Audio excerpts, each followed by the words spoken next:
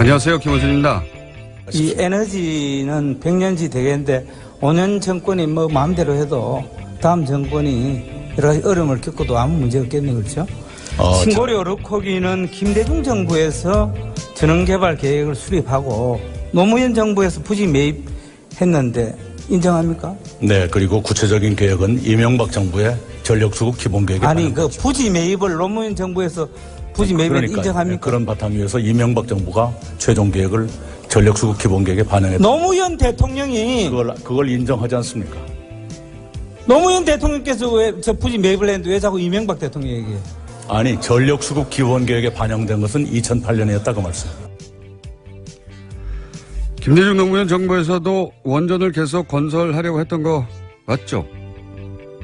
근데 원전이 처음 우리 땅에 지어진 40년 전으로 되돌아가 보면 당시의 지식과 기준으로 원전은 상대적으로 진보적인 가치를 담고 있었습니다.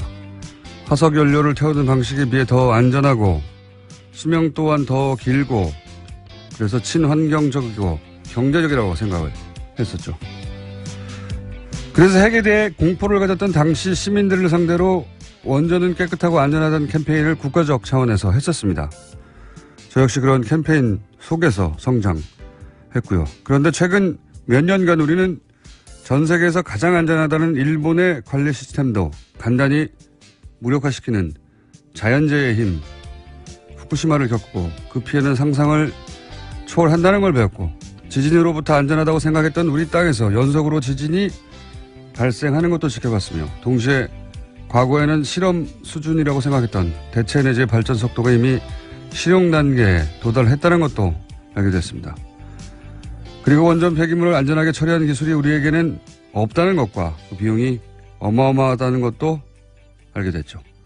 그때는 알지 못했던 걸 이제는 알게 됐고 그때는 불가능했던 것들이 이제는 가능해졌습니다. 그렇게 세상은 변화하는데 인식은 과거에 머물며 과거의 성공 방식을 여전히 고집할 때 우리는 그런 생각을 늙었다고 합니다. 김어준 생각이었습니다.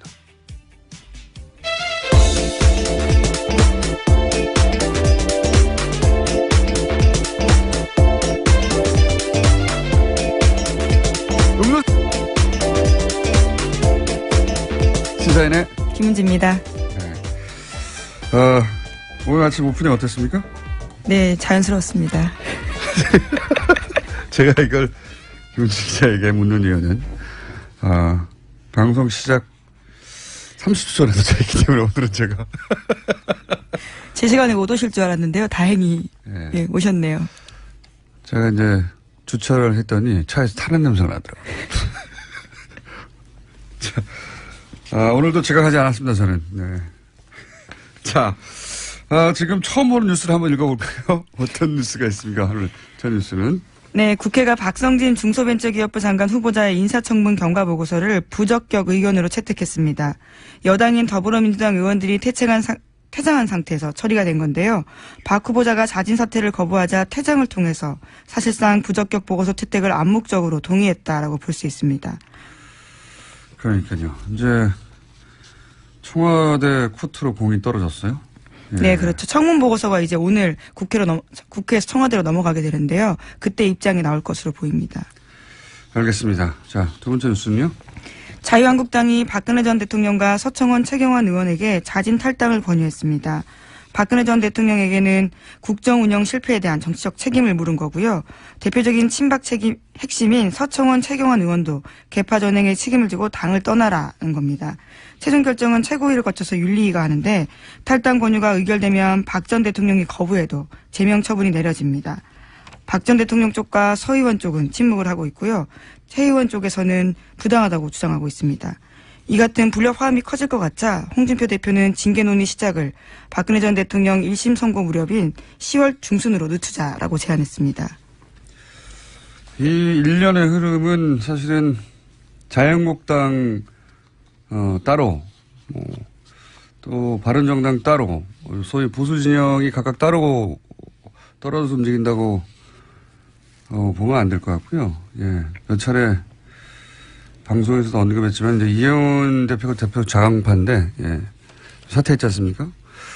그 자리를 이제 당연히 비대위원장이 물려받을 줄 알았더니 김무성 전 대표가 주호영 체제로 가자. 대표적인 통합파거든요. 네, 사당화 논란이 있다라고 주장하면서요. 네, 통합을 사당화 반대하는 논란은 겁니다. 본인 입으로 처음 나온 거지 논란은 없었어요.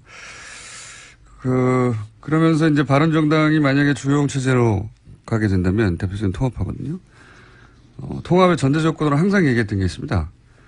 박근혜 전 대통령의 출당과 대표적인 친박 의원들 8적을 처리해달라. 근데 8명까지는 부담스러운 것 같고 2명에게 탈당을 권유했고 나머지 6명은 이제 당협위원장이라고 하는 자리 탈당이 아니에요. 그들이 있는 그 자리만 박탈하고 그런 조건을 열심히 만들고 있어요. 순식간에 빨리빨리 이 타이밍에 결국 이제 자유한국당이 원하는 것은 자유한국당 단독으로 문재인 정부에서 추진되는 그 어떤 법안도 통과되지 않도록 만들 수 있는 의석수. 네, 과반을 얻고 싶은 거죠. 그게 이제 그 국회 선진화법 때문에 네. 결국 5분의 2가 넘으면 네, 과반까지는 가능하지 않겠네요. 예. 네, 5분의 2가 넘으면 단독으로 어떤 법안도 통과되지 않게 만들 수가 있거든요. 거기에 12석이 모자랍니다. 자유한국당이. 바른정당이 지금 자간파가 있기 때문에 수명이 다 온다고 볼 수는 없고 그중 12명만 뽑아오거나 혹은 만약에 그게 지금 부자연스럽다면 혹은 뭐 무리가 따른다면 적어도 당내에서 통합파가 주도해서 12명 정도는 항상 반드시 자유한국당에 동의하게 만들어서 모든 법안 저지 프로젝트가 진행되고 있다. 저는 이렇게 보고 있습니다. 네, 바른정당에서 어젯밤 그와 관련해서 논의가 좀 있었는데요. 의원총회가 열렸습니다. 심야에요. 유승민 비대위 체제 전환과 관련해서 논의했지만 합의하지 못했고요. 이에 따라서 비대위 대신해서 오는 11월에 조기 전당대회 열어서 새로운 지도부를 구성하기로 했습니다. 내게는 12척이 있다가 아니라 우리에겐 12명이 필요하답니다. 지금 자유한국당은. 그래서 모든 법안 저지 프로젝트가 거의 지금 목전까지 와 있는 상태. 그 정도 진행된 걸로 저는 보입니다. 이제. 자, 다음 뉴스는요? 네, 관련한 소식 하나만 더 전해드리면요. 박근혜 전 대통령이 서울구치소에 수감된 뒤 5개월이 넘었는데 정치인과는 면회한 일이 없다라고 동아일보가 전하고 있습니다. 그러니까 유영하 변호사와 윤 전 추전 청와대 행정관만 만난다라는 건데요. 그렇기 때문에 이와 같은 소식을 전하면서 대통령의 뜻을 묻고 싶어도 묻지 못해서 답답해한다라는 보도가 있습니다. 심지어 최경환 의원 같은 경우에는요. 집단 면회를 가자라는 아이디어까지 냈다고 하는데 한 의원이 제동을 걸었습니다. 가서 만나주기라도 해야 할 텐데 문전박대만 당하면 무슨 소용이 있냐라고 해서요. 이 상황에 대해서 알고 있는 최 의원도 고개를 끄덕였다라고 합니다. 삐디신 거죠? 자, 다음 뉴스 하겠습니다. 네, 검찰은 현재 청와대에서 새로 발견된 박근혜 정부의 블랙리스트가 워낙 많아서요. 이제는 박근혜 정부의 블랙리스트, 이명박 정부의 블랙리스트로 나눠서 불러야 될 건데 박근혜 정부의 블랙리스트와 관련해서 수사 중입니다. 지난 1일에 청와대에서 넘겨받은 전 정권 문건 9천여 건이 있기 때문인데요. 이와 관련해서 당시 비서실장이던 김기춘 전 실장과 정무수석이던 조윤선 전 장관 모두 회의 참석자로 문제가 있습니다. 하지만 검찰이 계속해서 이 두 사람을 소환 통보하고 있지만요. 소환에 응하지 않고 있다고 합니다. 처음에는 모두 나오겠다고 했는데 갑자기 말을 바꿔서 안 나오고 있다고 합니다.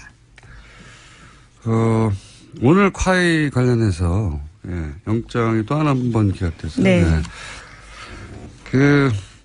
지난주부터 누적되어 왔던 영장 기각에 대한 불만으로 이제 검찰이 공개적으로 문제 제기를 했었는데 거기 문제 제기했던 그 영장의 범위 속에 카이도 들어가 있었거든요. 강산비 관련해서도 소위 이제 윤석열 체제하에서 기적적으로 기각되어 왔다고. 오늘 또 한 번 기각됐습니다. 카이. 네. 서로 자존심 혹은 뭐 감정 싸움 양상으로 찾고 있는 게 아닌가. 그 혜택은 사실은 범죄 혐의가 있는 분들이 받고 있습니다. 예, 카이 관련해서는 세 번째 구속영장 기각인데요. 이와 관련해서 이번에는 증거인멸 관련된 혐의였는데 서울중앙지법 강부영 영장전담 판사는 이렇게 밝혔습니다. 증거인멸죄가 성립하려면 타인의 형사사건에 관한 증거를 인멸해야 하는데 이번 사건 경우에는 자신의 사건과 관련된 증거인멸을 했기 때문에 충분히 소명됐다고 보기 어렵다는 겁니다. 혐의가요. 역시 저는 이게 제가 법에 대해서 잘 몰라서 그런지 모르겠지만 자기 직원을 인멸해도 되는 건가요? 제가 알고 있던 상식으로는 재판 전에 변호사들이 그런 조언을 하거든요. 이제 의심을 받을 행동을 절대 하지 마라. 한마디로 말해서 포괄적으로 뭔가 있던 걸 없앤다든가 또는 뭐 자기한테 불리한 증언을 할 수도 있을 사람에게 연락을 한다든가 막 하고 싶잖아요. 그렇죠. 막 해명해 주고 네. 싶잖아요. 그게 아니라고. 혹은 뭐 내가 이상하게 뭐 그때 심정은 무슨 기록을 남겼는데 불안해요. 그게 잘못 해석될까 막 없애고 싶잖아요. 아무것도 하지 말라고 그러거든요. 그게 바로 구속의 사유가 된다고. 혹은 뭐 불리한 증거가 된다고 정황이. 자기 걸 없앴다고 해서 자기 혐의와 관련된 것들이라고 하는데요. 네. 검찰에 따르면 자기 혐의와 관련된 거. 해당 임원 같은 경우에는 카이에서 회계 기준과 관련해 가지고는 여러 가지 매출과 이익을 부풀린 바가 있는데 이와 관련한 핵심 증거들을 없앴다라고 보고 있습니다. 이제 이 납득이 안 가네. 또 이정렬 판사님한테 또 소환 내셔야 되겠네요. 이 납득이 안 가네요. 예. 어쨌든 제가 잘 모르는 부분이 있을 수 있으니까 저는 납득이 안 갑니다만 영장 해설 전담 판사가 있기 때문에 저희가 이 사람 또 한번 짚어보겠습니다. 자, 이왕은 제가 이 말씀을 꺼낸 이유는 뭐냐면, 그렇게 해서 풀어줬더니, 조윤선 전 장관. 지금 나오지 않고 있다는 거죠. 예. 소환도 잘 받을 것 같고, 도저히 우려도 없고, 그런 것 같은데, 아니라는 겁니다. 네. 다음 뉴스는요? 네, 국가정보원 민간인 댓글 사건 관련돼서 계속 전해드리고 있습니다. 민간인이 동원한 온라인 여론조작 활동에 쓴 예산이 현재까지 파악된 액수만 해도 최소 60억 원이라고 한겨레 신문이 아침에 보도하고 있는데요. 검찰이 어제 민병주 전 국정원 심리전단장 피의자 신분으로 불러서 조사하면서 이와 같이 밝혔다라고 합니다. 심지어 2차 수사 의뢰대상자까지 포함하면요. 돈이 더 올라갈 것으로 보인다라는 건데요. 최대 90억 원까지 이를 거란 전망이 나오고 있습니다. 저는 세 달 숫자 정도는 썼을 거라고 봅니다. 이게 당시 이명박 정권에서는 차기 정권이 보수 정권으로 탄생하지 않으면 본인이 바로 단죄 대상이 될 수 있다라고 생각했었기 때문에 8, 90억이 중요한 게 아니었거든요. 네. 영수증이 존재하는 것으로만 그리고 또 그 명단이 파악된 것으로만 현재까지 그 정도 금액인 것이고, 저는 돈은 아낌없이 썼을 거라고 봅니다. 네, 당시에. 왜냐면 실제 이런 활동으로 국민들의 여론을 바꿀 수 있다고 생각했기 때문에, 그 국정원장뿐만이 아니라, 국정원 전직 직원들까지 포함해서 대단히 광범위하게 활동을 했었단 말이죠. 그런데 8, 90억은 사실 국정원이 하는 일 혹은 정부가 하는 차원의 일 중에는 굉장히 작은 수준이거든요. 아주 미니 프로젝트에 가까운 거거든요. 저는 훨씬 더 큰 금액이 들어갔을 거라고 봅니다만 다 밝혀내기는 어려울지라도 그 정도보다는 클 것 같습니다. 예. 관련 뉴스가 또 있나요? 예, 돈과 관련된 뉴스가 또 있는데요. 민병주 전 국정원 심리전단장 같은 경우에는 양지혜 회장 그리고 노모 기획회장을 2012년 5월 달에 만났다고 합니다. 시기가 묘한데요. 19대 총선 바로 다음 날입니다. 이때 민 전 단장이 이 자리에서 현금 500만 원의 돈 봉투를 줬다라고 하는데요. 적폐청산 TF 같은 경우에는 양지혜 내 댓글팀의 팀장이었던 노정은 실장 등이 총선 때 활동했던 감사 표시로 받은 걸로 보인다라는 겁니다. 뿐만 아니라 2012년 11월 달에는 자체적으로 공적조사를 보낸 사실도 있는데요. 총선 때 얼마나 열심히 활동했는지를 강조하고 있습니다. 스스로 밝힌 바에 따르면요. 인터넷 사이트에 10만여 건, 트위터에 12만여 건 글을 올렸다라고 합니다. 10만. 네, 양지혜만요. 네, 양지혜만. 예. 10만, 12만 건. 총선 다음 날. 네, 다음 달. 총선 다음 달에 노고를 취하했다는 것은. 바로 다음 날입니다. 다음 달, 예. 적극적으로 선거에 개입했다는 거죠. 네. 사실, 이 국정원의 활동은 자기들이 원하는 건 정권이 원하는 거죠. 정권이 원하는 사람을 당선시키는 데 집중됐던 거예요. 기본적으로. 총선이든 대선이든. 그리고 그때 되돌이켜보면 그 시절에 선관위 디도스라든가, 예. 선거 관련해서도 이상한 일들이 많았었죠. 예. 터널 디도스라고 하는 것도 있었고요. 터널 디도스는 제가 붙인 이름이고, 예. 선거 시간, 그러니까 투표 시간에 맞추지 못하게 터널에 교통사고를 일으켜서, 예. 네, 기내 지역이었던 걸로 아는데. 투표소에 도착하지 못하게 만드는 터널 디도스, 물리적인 거죠. 예. 인터넷에 하는 게 아니라. 그런 사건도 있었고, 굉장히 많은 사건들이 있었습니다. 그런 사건들의 국정원의 직접적인 연결을 의심해 볼 만한 거죠. 예. 그런 거는 우연이고 겨우 댓글만 조직적으로 했다. 그렇게 생각하기 힘듭니다. 네. 거기까지 진도 나가기는 아직 먼 길인 것 같긴 합니다만, 예. 여간 국정원은 적극적으로 선거에 개입했었다. 이렇게 볼 뉴스입니다. 자, 한두 개 정도 더 하고 끝낼 수 있을 것 같습니다. 네, 이명박 정부 당시 블랙리스트와 관련된 내용이 또 나왔는데요. 어제 MBC 노조 파업 현장에 김대동 씨가 참석했습니다. 여기서 자신이 겪었던 일에 대해서 이야기를 했는데 사실상 외압을 받은 정황에 대해서 공개했습니다. 노무현 전 대통령 서거 일주기 추모제 사회를 보지 말라라는 외압을 받았고요. 심지어 자신의 동향에 대해서 청와대에 보고한 정황도 있었다라는 겁니다. 한번 들어보겠습니다. 국정원 직원 별로 겁내지 마세요. 이거 진짜 좀 국정원 직원들이 세게 들어야 됩니다. 능력이 좀 있어야 돼요. 저 만나는 보고 문자를 국정원 담당자한테 보내야 되는데 국정원 직원이 저한테 보냈어요. 예를 들면 18시 30분 설해마을 김제도 만나 국정원한테 보냈어요. 제가 전화했어요. 문자 잘못 보내신 것 같습니다. 국정원에 협조한 사람이 깊은 자괴감을 느꼈어요. 이들에게 과연 국가 안보를 맡길 수 있는가? 예. 본인을 만난 국정원 직원이 만났다는 보고를 잠대서 본인한테 했다는. 예. 그 정도로 허술했다라는 거죠. 예. 정말 보고하고 싶었던 거 아닐까요? 김대동 씨한테요. 슬쩍 알려준 건가요? 이런 네. 식으로까지 진행된다라는 사실을. 이렇게 겁먹어라. 내가 이렇게 항상 보고한다, 너의 동향을.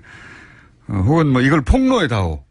양심적인, 간접적인 제보자였던 거죠. 자, 이 문자를 가지고 폭로해다오. 라고. 눈치를 못 챘어요, 김재동 씨가. 그래도 김재동 씨는 직접 만나서 이렇게 동향 파악을 했군요. 네.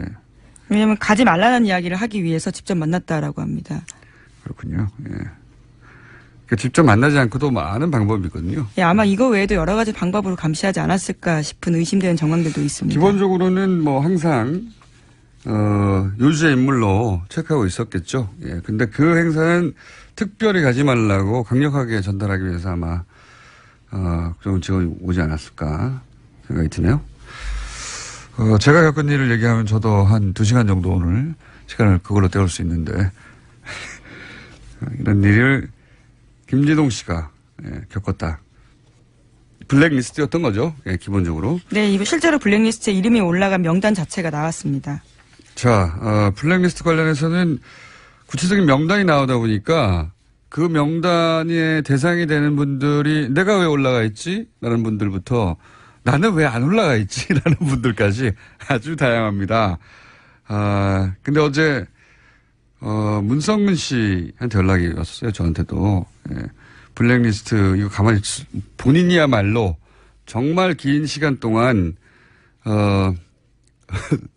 뭐랄까요. 먹고 살 수가 없었어요. 정말 배제된 예. 사람이었죠. 완전히 배제된 기간이 너무나 오래된 대표적인 배우인데 너무 화가 난다. 나는 가만히 있을 수가 없다. 나 그냥 막연했을 때하고 구체적인 이름이 등장했을 때하고는 완전히 다른 얘기잖아요. 예. 그런데 그렇게 생각하는 분이 한두 분이 아닌 것 같아요. 보니까. 네, 그래서 소송 계획을 밝혔는데요. 자신의 SNS에 정부 이명박 전 대통령 원세훈 전 원장을 대상으로 민형사 소송을 진행할까 한다라고 밝혔습니다. 저는 그래야 한다고 봅니다. 네. 이것은 전직 대통령의 지시로 추정이 되고 아직 물증이 안 나왔으니까 국정원장의 지시인 것은 확인되는 것과 마찬가지고 그리고 국정원 요원들이 움직였고 그리고 국가가 당시 이걸 방임했기 때문에 저는 이거는 민형사 소송이 가능할 뿐만 아니라 반드시 해야 된다고 봅니다. 네, 실제로 실행된 사실까지도 있는 건데요. MBC, KBS 같은 경우에는 퇴출된 의원, 실제로 이름을 올린 사람들이 퇴출되기도 했었습니다. 이건 그냥 검찰 수사로 형사적 책임 정도 묻고 끝날 일이 아니라고 생각이 들고요. 이분들이 고통받았던 기관과 그리고 그 기간 동안 입었던 정신적 또 경제적 피해라는 게 제가 예를 들어서 배우 문성훈 씨 같이 가까이 지켜본 바에 의하면 기본적인 경제적 삶이나 사회적 삶 자체 기반이 없어지는 거군요. 붕괴되는 거예요, 예, 그냥. 그 출연 자체를 못하게 만드는 네. 거니까요. 출연뿐만 아니라 출연을 못한다는 건 그 회사에 나오지 말라는 거잖아요. 야, 일반 직장인으로 보자면. 그것도 몇 년이미가 네, 10년이죠. 10년 동안인데요. 10년 동안 회사에 나오지 말라고 하면 청춘이 다 갔다 이렇게 이야기한 사람도 있습니다. 맞습니다. 뭐 먹고 삽니까? 네. 집 팔고 해야 돼요, 다. 그런 일이 10년이나 있었습니다. 근데 그게 긴가민가하다고 리스트로 나오는 순간 뭐 굉장히 복잡한 감정이 들고, 예. 한편으로는 허탈하고 한편으로는 분노하게 되고, 그리고 한편으로는 그 리스트에 왜 내가 없냐고. 예. 그런 분들 걱정하지 마세요. 리스트가 다가 아니에요. 예. 저도 리스트에는 없어요. 주진우 기자도 없고. 국정원 다른 내부 문건에 이름이 올라가 있던 걸 본 적이 있는데요. 예. 예, 그때 세계일보가 보도했던 바에 보면 있지 않습니까? 다른 문건에 있을 겁니다. 예, 걱정하지 마시고요. 문건이 많이 나오면 본인 이름도 등장할 수 있어요. 자, 시간이 다 됐네요. 예. 오늘 여기까지 해야 될 것 같습니다. 시사인의 김은지였습니다. 감사합니다.